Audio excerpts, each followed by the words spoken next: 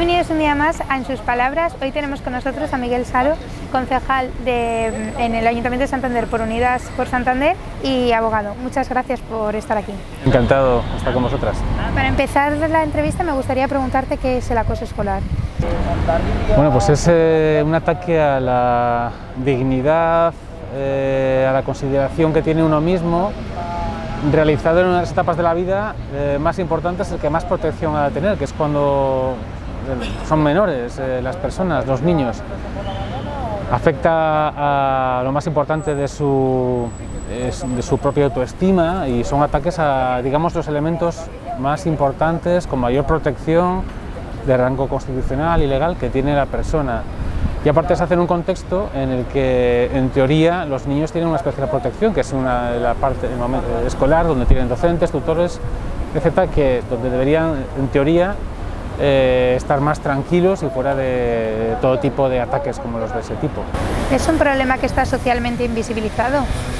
Sí, en gran medida. No se quiere hablar de ello, en primer lugar, porque quienes son los agresores son también menores normalmente, y porque se hace en un contexto en el que existe una especie de consenso alrededor del cual sobre una cierta pacificación dentro de las escuelas, que debe ser un sitio tranquilo en el que no debe pasar nada malo o extremadamente malo, y se mira mucho para otro lado, tanto por parte de muchas madres y padres como también por parte de la propia administración educativa. No le gusta afrontar el hecho de que es algo mucho más común y mucho más habitual de lo que la propia administración educativa reconoce, no solamente los altos gestores, sino también muchas veces los propios docentes, que les cuesta mucho afrontar estos temas por falta de herramientas y muchas veces también por falta de motivación personal y de voluntad. ¿Qué implicación tiene el derecho en el acoso escolar? Bueno, pues es muy importante, tiene mucha relevancia. Yo creo que aquí, desde luego, es un conjunto de muchas herramientas las que han de utilizarse. Por un lado, educación, muy importante, no solamente obviamente a los menores, a la víctima y al agresor, sino también a las madres y los padres de las víctimas y de los agresores. Eso es importantísimo. Pero también hace falta establecer cauces, reglas, procedimientos claros, sencillos, que sean públicos, que permitan a la administración y sobre todo a los que están más cerca del problema, que deberían verlo antes, desde los compañeros de clase, compañeras de clase, como madres y padres, como también el propio centro educativo, unas herramientas suficientemente eficaces como para poder acudir a ellas de forma rápida y frecuente, sin que se les haga bola y no pueden pasarlo, que es lo que pasa en muchas ocasiones. No quieren reconocerlo y, por otro lado, las herramientas de las que disponen a veces son incluso más victimizantes o igual de victimizantes que el propio hecho del acoso escolar en muchas ocasiones. Entonces, el derecho al final lo que hace es fijar procedimientos, reglas para resolver conflictos. Un conflicto tan grave como este, que afecta a lo más importante de la dignidad personal de los niños, de los menores, de las personas que en teoría más debemos proteger, exige claridad. Yo creo que no sé si por falta de voluntad política o porque, bueno, el debate está en la calle pero aún no ha llegado a donde debería llegar para que se tomaran esas medidas, no acaba de haber esas herramientas del todo buenas para afrontarlo. En los últimos tiempos el acoso escolar ha pasado de darse de manera tradicional en los colegios a las redes sociales. ¿Hasta qué punto está la legislación a la par del rápido crecimiento de estas nuevas tecnologías? Bueno, el derecho siempre va por detrás de la realidad social y las formas de comunicación y de relación social ha cambiado tanto en los últimos 20 años que ahora mismo está aún mucho más por detrás de lo que podía estar en el contexto de normal de relaciones sociales que había hace 30 o 40 años. Entonces, en este contexto es mucho más difícil para el derecho establecer criterios claros. En teoría, la parte, digamos, las herramientas más potentes que tiene el derecho para atacar estos problemas siguen existiendo y no hace falta grandes modificaciones, son el derecho penal. Las penas, sus delitos y el proceso penal en sí. Claro, ¿qué pasa? Que la Ley Penal del Menor, que es del año 98 y ha tenido muchas vicisitudes a lo largo de su paso, se ha dedicado mucha atención a algunos casos concretos, pero a este caso no tanto. Entonces, esos son los ataques más graves. No digo que todos tengan todos carácter delictivo, pero en este caso haría falta quizá una reforma, un repensar, no tanto igual de las penas, sí de los procedimientos para llevar a cabo pues la intervención en el caso de que víctima y agresor son menores, pero también hace falta modificación de otro tipo de normas en el contexto escolar, que no son obviamente penales, para facilitar poder entrar cuanto antes cuando existe un caso de acoso. Creo que no, es evidente que no existen, que no son muy mejorables. ¿Es este problema, está un poco más normalizado que el acoso tradicional al darse por las redes sociales y tener esa sensación de impunidad que pueden llegar a tener las personas que lo ejercen? Bueno, está muy normalizado porque el grado de uso de las redes sociales es enorme. Entonces, ante cualquier tipo de reparo, prohibición o aviso de medidas restrictivas del uso de redes sociales que se quiera imponer, se anuncie, globo sonda, sobre control, que puede hacer incluso las propias empresas que gestionan esas redes sociales, pues la gente se lleva las manos a la cabeza, porque claro, bueno, la libertad de expresión, etcétera. Entonces, en muchas ocasiones se confía en que la autorregulación de la propia empresa que gestiona la plataforma, la que sea, Twitter, Facebook, Twenty, yo qué sé, las que sea que usen sobre todo los menores, funcione, y no es así, no funciona en muchas ocasiones, y es bastante irresponsable pensar que esa propia empresa lo va a autogestionar. Entonces sí que es más fácil pasar desapercibido porque no hay un control de quién es la persona, no tienes que dar cuenta de lo que tú has hecho, porque es imposible saber realmente en muchas ocasiones, o es más difícil saber quién es el autor del acoso, la agresión, del insulto, de la vejación. Es muy difícil de saber, pero herramientas tecnológicas y medios a disposición de la policía, labores de policía judicial, etcétera, existen y en muchos casos es fácil de averiguar. Muchas veces las personas que ejercen este tipo de acoso por redes sociales se escudan en el derecho a la libertad de expresión. ¿Hasta qué punto podemos verlo limitado? Bueno, eso es sencillo de ver. La libertad de expresión tiene como límite los derechos más básicos de la persona. Cuanto más expuesta públicamente está una persona, más baja es el umbral de su libertad de expresión, o sea, digamos de la protección de su derecho al honor e intimidad. Yo, por ejemplo, soy cargo público, entonces a mí me pueden decir muchas cosas en las redes sociales, lógicamente, y tengo que aguantarme.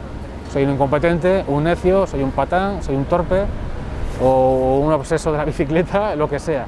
Pero una persona que es un particular tiene mucho más fuerte la muralla que le protege de los ataques desde las redes sociales.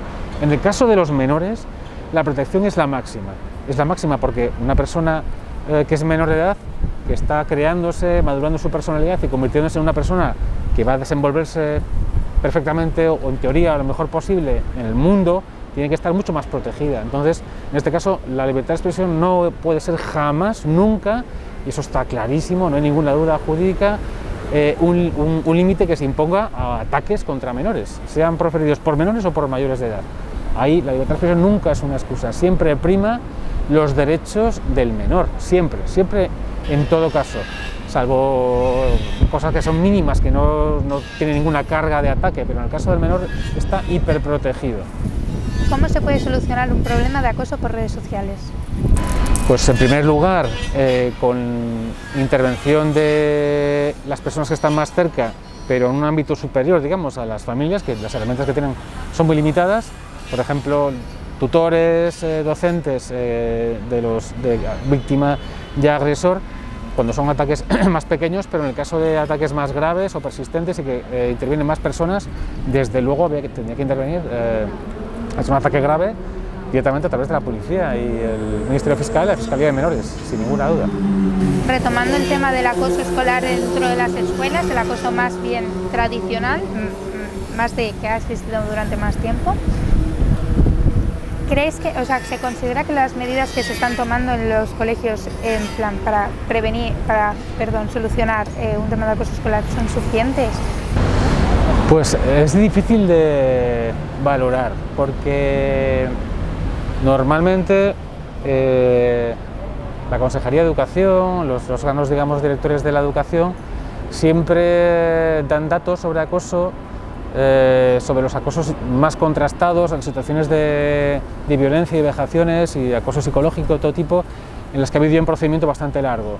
Cuando son denuncias que no se han resuelto dentro de la propia administración educativa y se han resuelto fuera por la propia incapacidad de la administración educativa de resolverlas, o porque han sido fuera en concreto, han sido no solamente en el entorno escolar, sino fuera también del entorno escolar, a veces ni siquiera se computan como acoso. Entonces, yo creo que ni siquiera ellos conocen la entidad y la gravedad del acoso escolar dentro de las escuelas y los colegios.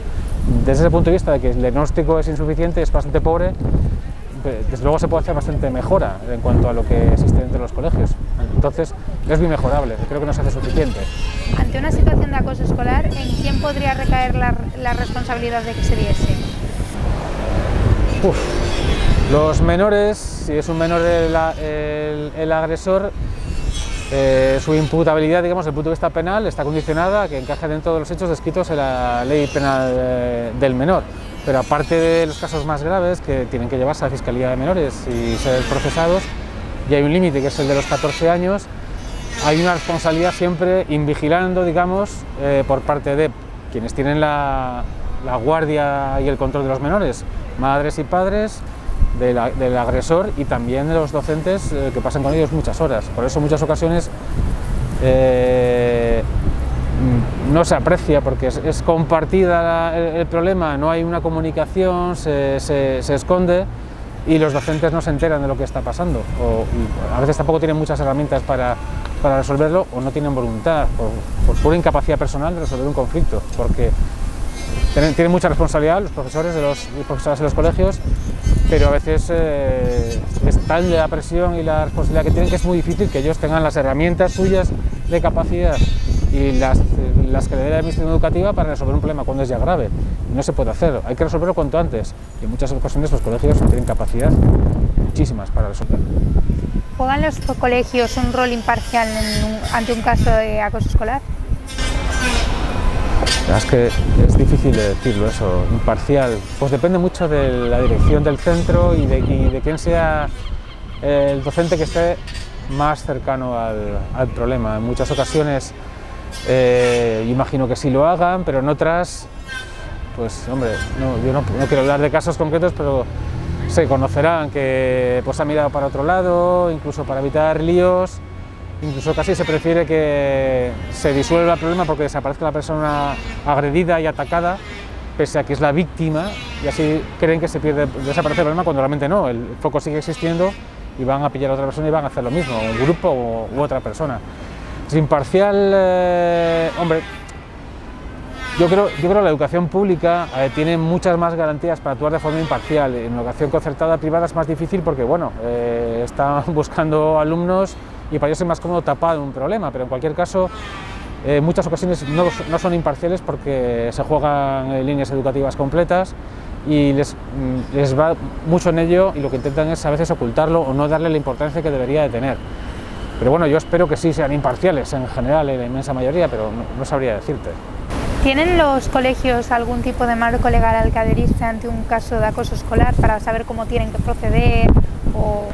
Sí, hay protocolos que presta la Administración Educativa y en teoría hay un supervisor por parte de la Inspección Educativa del Gobierno de Cantabria, pero son muy mejorables, no funcionan siempre. Yo he tenido experiencia profesional en algunos asuntos de acoso escolar, de todo tipo de ámbito, y muchas veces depende de quién sea la persona que esté más cerca, quién sea el docente o gente del equipo directivo o un inspector educativo que esté más cerca. Si es alguien que realmente tiene voluntad y pone muchos más medios.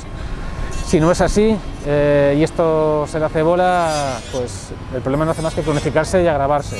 Entonces, herramientas hay. Son mejorables, desde luego, pero herramientas hay. Existen protocolos de actuación. Pero claro, quienes los activan y los tramitan son personas. Depende de esa voluntad de esas personas, funciona mejor o peor. ¿Están jurídicamente protegidos los colegios ante casos de acoso escolar? Bueno, los colegios yo creo que sí. La protección jurídica tiene muchos ámbitos de actuación. Una parte que es la responsabilidad civil personal por los daños que se puedan provocar a los menores, y desde luego para eso están las compañías de seguros, sin ninguna duda, también en casos como estos.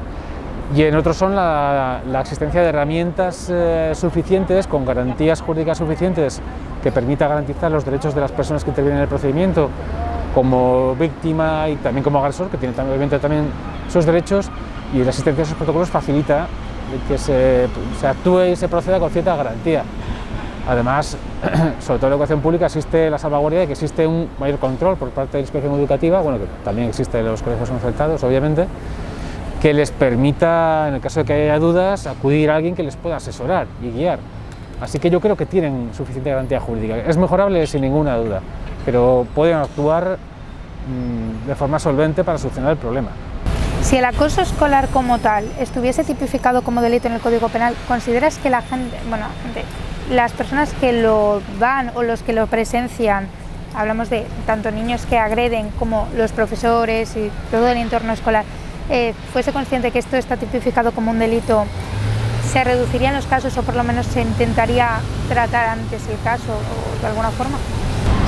Bueno, realmente los grados graves de acoso están tipificados como delito en la propia Ley Penal del Menor y por supuesto en el Código Penal. Lo que pasa es que siempre es un problema de prueba. Entonces, que lo llamemos acoso escolar como tal y que tenga su apartado dentro de los delitos contra la persona del Código Penal o la Ley Penal del Menor facilitaría que es la solución del problema. Es difícil de decir, hombre, lo pondría más delante de la sociedad como un problema real. Si hay una modificación del Código Penal, el Código Penal probablemente no necesitará mucha modificación porque un acoso de un adulto a un menor, hay un catálogo considerable de delitos, depende del bien jurídico que se ataque, al margen de su integridad moral, por supuesto la física, que haría que este personaje, el agresor, acabaría en prisión muy seguramente. Quizá modificar algunas de las herramientas del proceso penal. El problema es que cuando el agresor es también un menor, la intervención, claro, es principalmente reeducativa. Lo es, todas las penas tienen, en teoría, según la Constitución, y eso es impepinable, un carácter reeducativo y resocializador. Más aún cuando los agresores son menores, porque se entiende que obviamente no se puede aplicar castigos duros a un menor, está prohibido por multitud de convenios internacionales muy antiguos, pero además de ellos es más importante reeducar y reintegrar a la sociedad a un presunto delincuente menor porque tiene más posibilidades de reinsertarse que un tío de 30 o 50 años, lógicamente. Entonces, las herramientas yo creo que no es solamente en la parte penal, sino desde el inicio del acoso, para educar y facilitar esa reintegración, no a través de las penas de la Ley Penal del Menor, que es ya lo más grave cuando ya se ha fallado todo lo demás, sino desde el inicio de ese acoso. Pero claro, falta poner el foco en el problema para que haya muchos más estudios sobre dónde se origina, cuál es el contexto no solamente familiar sino socioeducativo de los agresores y de las víctimas, para que a través de ese estudio, con las herramientas que nos da ese estudio, se facilite esa modificación legal o normativa para disponer penas o medidas más acordes con ese tipo de agresiones, etcétera. Hay mucho por mejorar, mucho, pero no es tan sencillo como crear un delito de acoso escolar, porque yo creo que la sanción penal y el castigo penal, tanto la Ley Penal del Menor como el Código Penal, para ese tipo de acciones existe y es duro, pero claro, llegar hasta ahí significa que ha fracasado muchos procedimientos anteriores que podían haber resuelto el problema mucho antes. Algunos padres, cuando deciden por desesperación denunciar los casos ante la Fiscalía o donde ellos consideran, se encuentran con que porque la mayoría de niños que sufren acoso escolar son menores de 14 años, resultan inimputables y se archivan las causas. ¿A qué se debe esto? Bueno, que se entiende que la actuación del derecho penal antes de los 14 años no tiene utilidad por la falta de madurez en general de los menores de 14 años para entender lo que significa un proceso penal en el que se te va a juzgar, a enjuiciar, a instruir una causa como un delincuente y se te va a imponer una condena.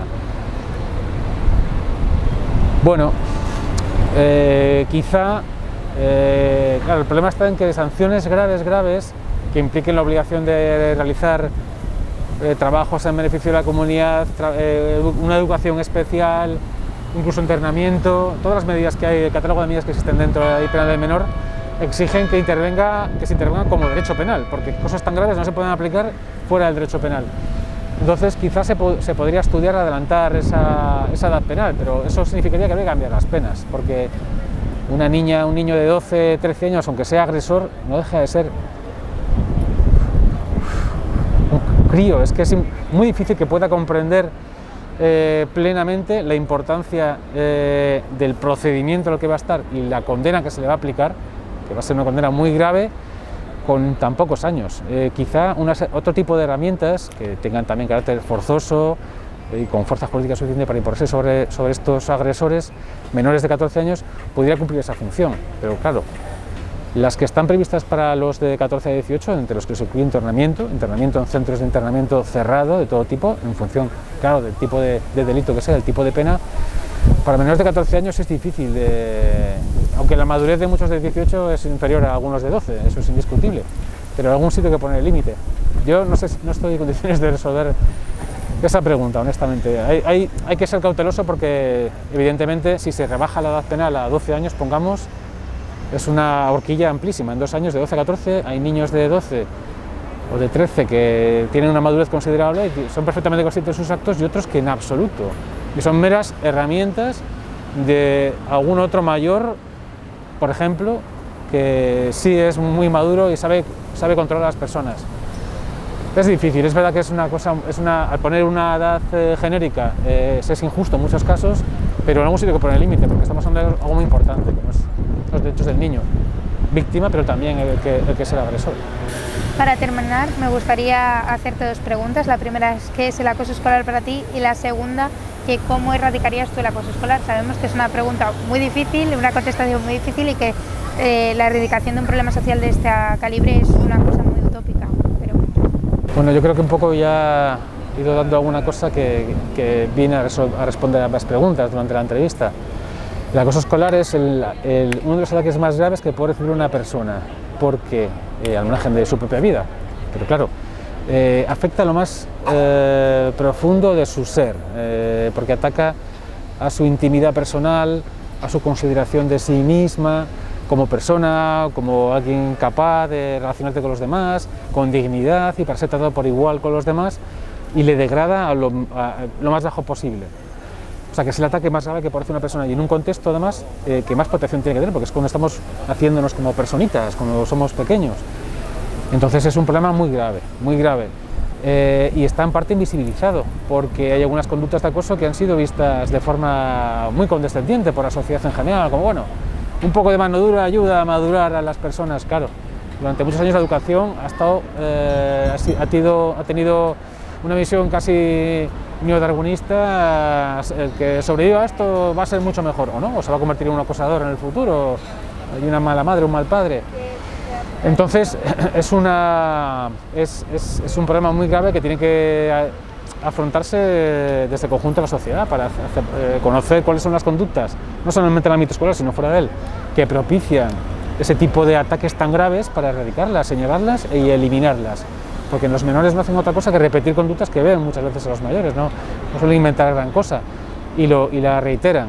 De ahí va que la solución no pueda ser solamente actuar desde el derecho penal, digamos, o desde la investigación policial, sino también desde la educación, desde todo el ámbito de la educación en valores, desde pequeños a las niñas y los niños, y sobre todo, claro, es duro decir esto, pero los medios de comunicación, las redes sociales, son un camino enorme para expandir todo tipo de comportamientos y de actitudes, y normalmente las que más fácilmente se divulgan son estas, son los acosos masivos en redes sociales y los ataques sin control, en plan tribal, en plan rebaño contra una sola persona. Entonces debe haber un control mucho más estricto de esos medios de comunicación y de relación social que se utilizan actualmente desde muy pequeños, y un control mayor de los contenidos en las redes sociales, no tanto en la televisión, porque la televisión ahora mismo ya no es el principal medio que tienen los niños y los adultos de conocer la realidad que tienen fuera, sino principalmente redes sociales y muchos medios de comunicación visual que no son los medios convencionales de televisión o radio. Entonces ese control tiene que hacerse de forma muy estricta, pero eso es algo en lo que muchas veces los estados no tienen capacidad de llegar, o es más difícil. Entonces tiene que haber un consenso y que se actúe de forma decidida sobre eso. Muchas gracias por haber participado. A vosotras. Y nos vemos en el siguiente capítulo con el próximo invitado.